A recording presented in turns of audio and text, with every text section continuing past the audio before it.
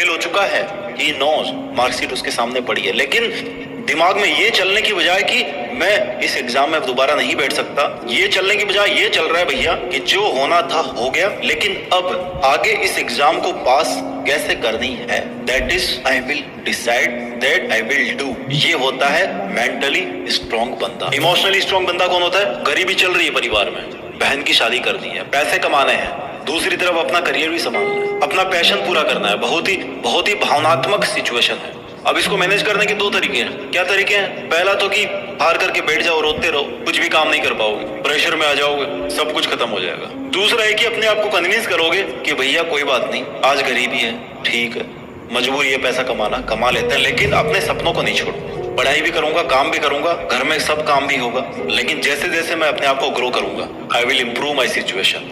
That is called emotionally strong बंदा। आप बाहर की दुनिया में कैसे पावरफुल मानते हो लोगों को? जिसके पास पैसे हो, जिसके पास पॉलिटिकल पावर हो, जिसके पास बड़ी गाड़ी हो। आप सोचोगे वाह यार, ये बंदा तो बड़े अच्छे घर से है, बड़ा अच्छा बैकग्राउंड है इसका, तो कोई बहुत बड़ा अफसर है, वाह यार कितनी पावर है इसमें। लेकिन आप इनके इनर वर्ल्ड के बारे में कितना जानते हो, इनके मन के बारे में कितना जानते हो? स्ट्रॉन्ग बंदा कौन होगा? जिसका दिल मजबूत है वो, जो किसी भी दर्द से बाहर निकल सकता है वो, जिसका दिमाग मजबूत है वो, जो किसी भी सिचुएशन से बाहर निकलने के लिए एफर्ट डाल सकता है वो, या फिर जिसके पास में गाड़ी है, बंगला है, पैसे हैं, पॉलिटिकल पावर है, अफसर है? कौन सा होगा इमोशनली और मेंटली स्ट्रॉन्ग बंदा?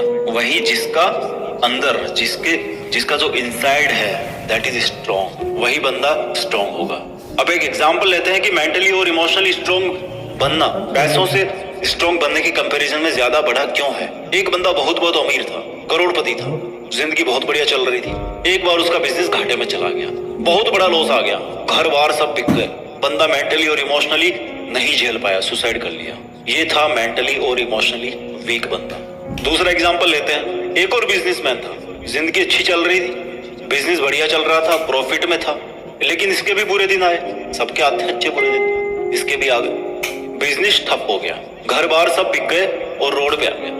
बजाय टूटने के इसने अपने सामने एक मजदूर को अपने परिवार के साथ हंसते खेलते हुए, बच्चों के साथ खाना खाते हुए देखा, तो उसको समझ में आया कि यार ये भी तो जिंदगी जी रहा है ना, और जब ये इतनी मेहनत कर सकता है तो मैं भी तो कर सकता हूँ। एक कोशिश फिर से करके देख लेता हूँ क्या जा रहा है। ये गरीब तो हमेशा रोटी खाने के लिए कितनी मेहनत करता है, कितनी कोशिशें करता है, मैं एक कोशिश और कर लेता हूँ कि दिक्कत क्या है। दिमाग तो बिजनेसमैन वाला था ही उसके पास, काम भी शुरू कर दिया। 3-4 साल बीतने के बाद में उसको फिर से वही सब हासिल हो गया जो उसने कहीं ना कहीं खो